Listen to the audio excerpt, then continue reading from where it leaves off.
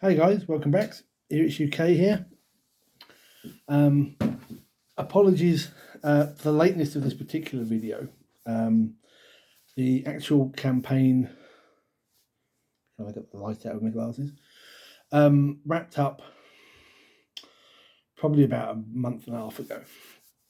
A mixture of really bad cough and cold and some long hours at work. I mean, it's taken me this long to actually get around to doing this final wrap-up vid.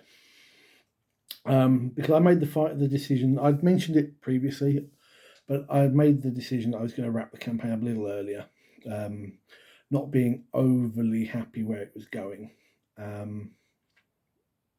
Still had a good time with it, still a good laugh, but I'll come to that, waving my hands around, towards the end. So basically where the campaign ended up, they were on that island sort of thing, that city. They just recovered the second crystal, and they had decided that they would try and help the ghost that had guided them here to recover, or at least get to. He wanted to go to where his mother used to live, and so they managed to make their way through the ruined city. And got to this place, at which point he sort of breaks in tears, realises that he's dead, that everyone he knows is dead. Comes to the conclusion. And within the ruins of the house, they find this particular amulet, which he said was his mother's, and he hands it to them.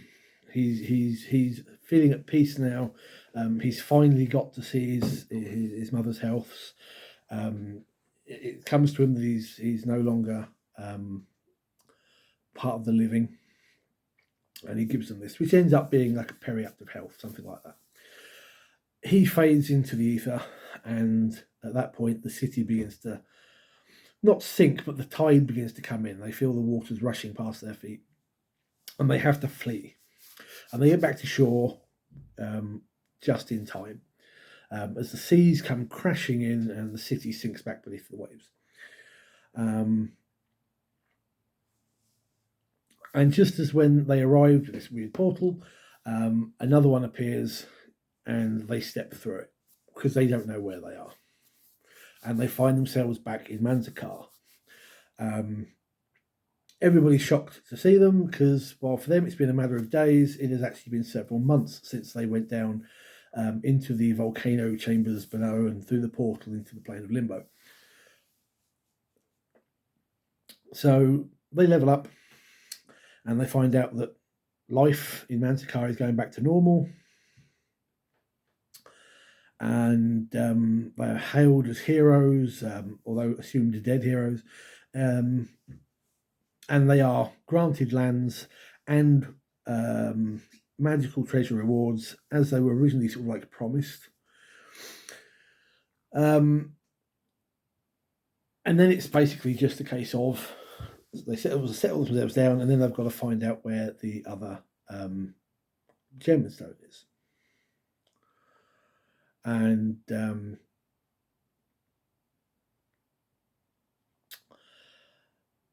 that's where it all takes a bit of a point where I was at, where it was like, well, what do I do now?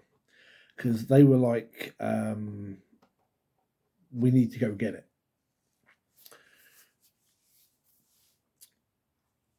They determine that it's under Garnet, the original mining town that they were at. And it's like, right, this is where we're going to sort of like wrap the campaign up. We're going to get this, we're going to do something with it. And they head back to the town. They head in to the mines. They actually hire a guide this time, one of the dwarves, and they learn from a few other miners that they meet, as well as another collection of dwarves dwelling in the caverns and the old mines way below, that there have been strange individuals coming down here for weeks. Strange rogue figures. Some of them have attacked the dwarves and they've fended them off, but mostly they just seem to avoid them and go other ways. But they are able to use the dwarves' knowledge to guide themselves to the location that these people were headed to. And basically, we have the meetup of the cult. And basically, we have a number of guards, mooks, basically, who are fanatical followers. We've got an evil wizard, because obviously we've got a blood rager that hates evil wizards. We've got an anti-paladin for the paladin, who unfortunately wasn't able to make this particular session, which was really frustrating. That's twice now I tried to give him a suitable sort of opponent, and he's been unable to make those particular sessions. And there is this giant, gribbly, intestinal, tentacled spawn of the primordials that's all like guarding this portal, and floating in the air above it is this crystal that they want. And we basically have a session that is a huge fight. We probably had this fight probably went on for like 3 hours. It was far too long, but everybody, I think, had a really good time with it. There were some very disturbing things, such as casting unnatural lust on one of the poor guards, who then basically had to go up to this thing that he worshipped as a god, knowing full well what it was, and started making out with it. And the things that player characters do, you know. We had this massive fight, and they managed to defeat them all, and they get the crystal. And the portal, they use it, and they shut the portal down, and they've shut them all off, and the primordials are now trapped on Limbo. And they come up with the idea that these are artifacts. I don't think I ever mentioned that they were that sort of artifact. Maybe I used the wrong word in my GMing. But I've come up with this idea at the end of the session that they need to destroy these. So I'm like, right, okay. I didn't feel happy with the way it ended, because I felt if we just stopped there, then what was the point of it? We needed to do something. So I said, right, okay, I'll think of something. And in the end, it was like, well, artifacts are destroyed by doing really bizarre quests, you know, dousing things in the tears of an angel of something, and then dropped into a volcano that has only exploded 3 times in the history of the world. It's just like, I can't be bothered with something like that. I want something much more grounded. And I wanted to tie something into what we had already learned in the campaign. Let's try and end it by linking a few things together.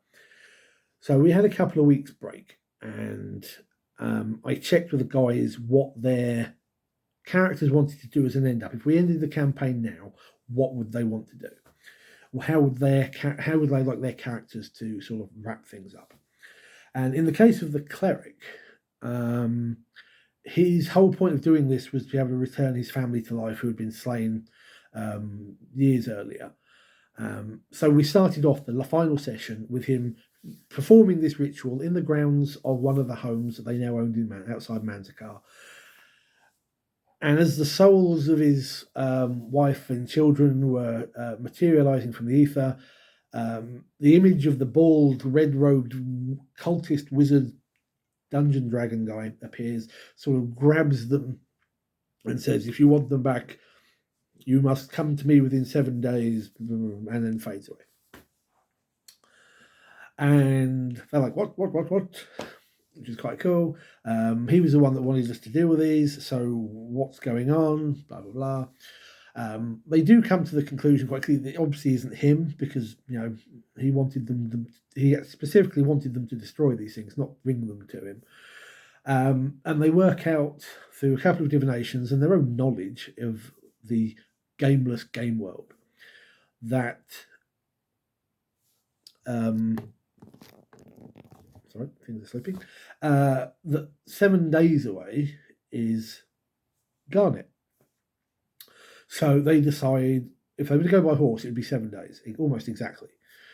So they decide to gather up their stuff and they teleport. And This was really good. We hadn't had the sort of interaction we had here since the beginning of the campaign. They were talking to people. They were going around the inns. They were talking to the watch. They were talking to Rex, the wizard's father, who's sergeant in the guard or captain in the guard. And it really felt like we were home again. It was really good. And then I start to introduce this thing about how some of them have seen one of the characters. They saw the paladin walking around in a leopard skin fur coat sort of thing, or cloak. And as they start to investigate this, they find out that it couldn't have been him because he's been with them in Manzikar all this time. Then they find out there's been sightings of the others of them all in this same fur cloak. And so they come to the realization that somebody specifically is trying to stand out. Why would you a leopard skin coat sort of thing in the middle of a high mountain winter thing when nobody else wears anything like that? You are going to stand out.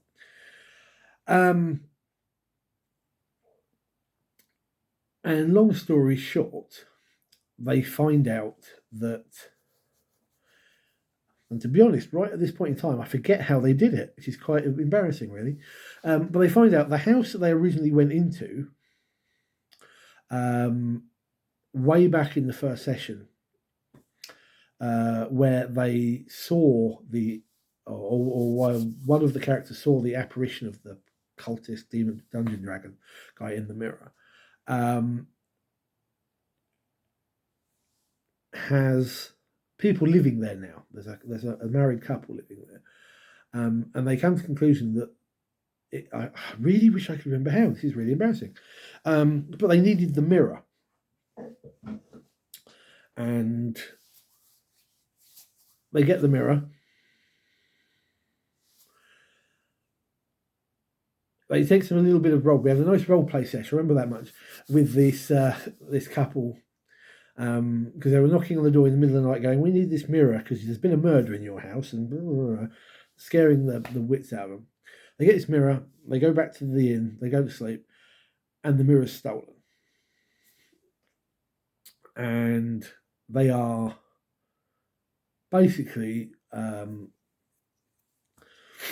they are forced to track down. They realise that if they find out that it has been seen by various locals as being one of the party members in this orangey fur coat thing, and they've got like about a 15-minute head start. They're heading out of town back towards the mountains. So they fly and teleport their way over there, find this individual who turns around and basically, "Thank you for retrieving the mirror. I was magically blocked from recovering it," sort of thing. They weren't allowed in the house, and now I have it. And they put up a fight, but they managed to almost dispatch this person. A contingency goes off as they were about to strike the fatal blow. The mirror drops to the snow, and this person disappears.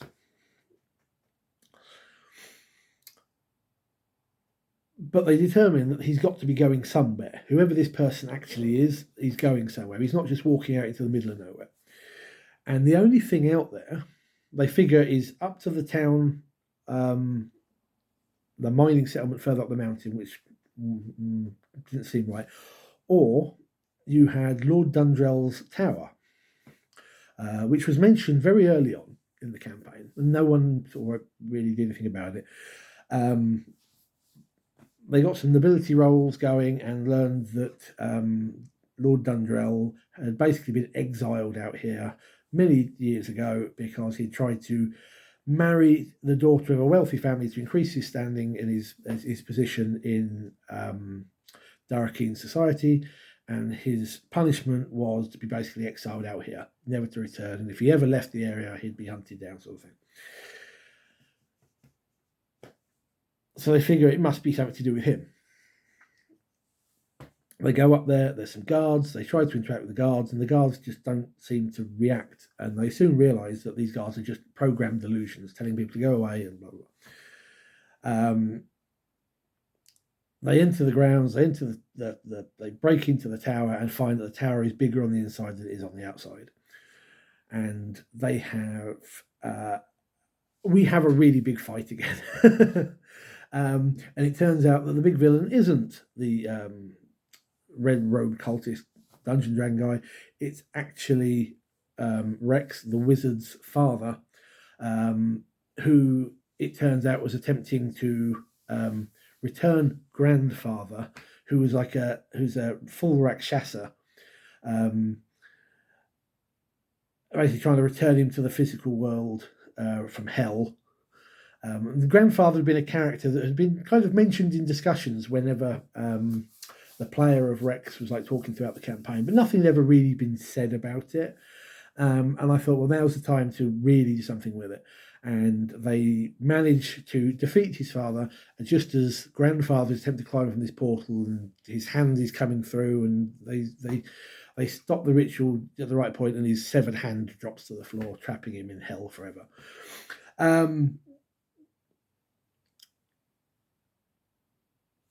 Not off the top of my head, I think they still have the crystals. I don't think they destroyed them in any fashion. I think they split them up, sort of thing. But basically, the evil force that had been there from the beginning. I don't think I ever fully fleshed it out, but it had been there from the beginning. Had been defeated for now, and we kind of agreed that for now was a good way to do it.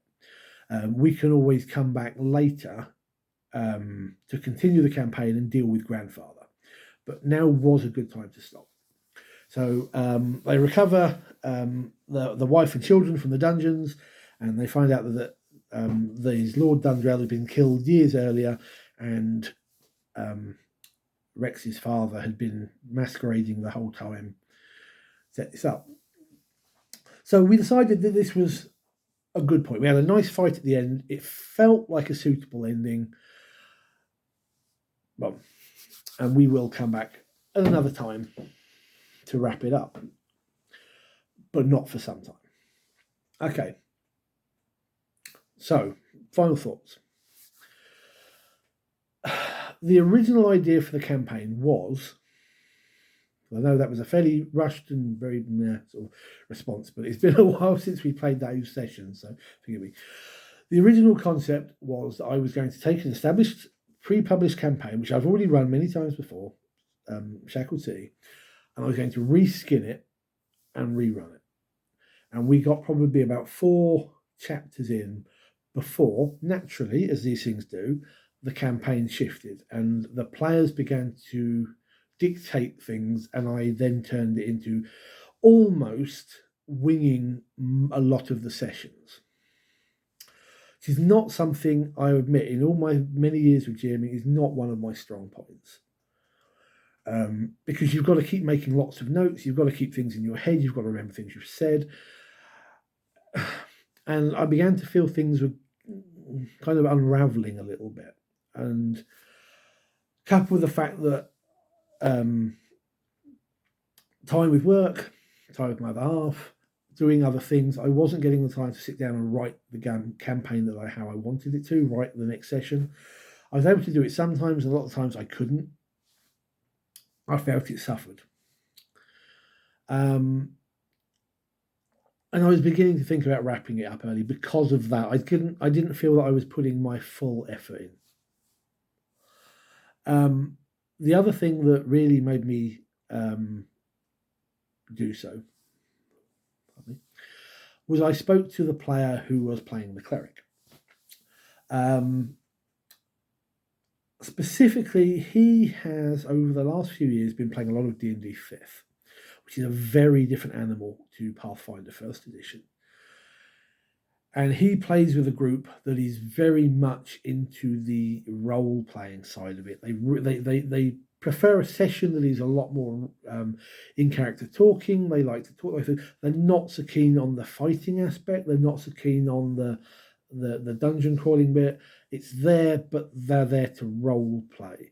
And that's the sort of game I'm not a fan of. I think I've covered this in a previous bit, because to me, role-playing is the title of the hobby. You are playing a character by playing your character. I don't like role-playing games that go into the whole amateur dramatics thing, where people really sort of get into these characters and it's like, if you're going to do that, go, join your local drama troupe or something. That's not role playing. Role playing is just playing your character and having a good time and a laugh. Maybe I'm playing the low end sort of thing, how I like role playing games, but I kind of felt that he wasn't putting his all in and also not getting enough out of the campaign. And I think he agreed on that. And I wasn't the only other player person that's able to sort of mention it to me. The other thing was he felt, and I do agree with him on this. He felt that the concept of the whole chaos thing was great, but it was overly pushed. Everything was chaos. Everything was this, and the various ways of like showing this evil, unpleasant side of things was too much and getting everywhere. And I do agree that perhaps I did push that too much.